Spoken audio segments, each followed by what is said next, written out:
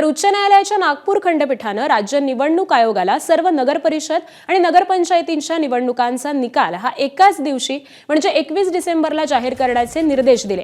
त्यानंतर मुख्यमंत्री देवेंद्र फडणवीस यांच्यासह भाजपनं अनेक नेत्यांनी राज्य निवडणूक आयोगाच्या कारभाराबाबत तीव्र नाराजी व्यक्त केली होती। यावरती आता राज्य निवडणूक आयोगाने देखील तितकीच खमकी भूमिका घेतल्याची माहिती समोर आली आहे। राजकीय नेत्यांना काय वाटतं यापेक्षा कायदा काय सांगतो हे महत्त्वाचं आहे। राज्य निवडणूक आयोग कायद्याच्या अंतर्गत निर्णय घेतो आणि घेत राहील असं स्पष्ट मत हे राज्य निवडणूक आयोगाच्या वरिष्ठ अधिकाऱ्यांनी व्यक्त केलंय।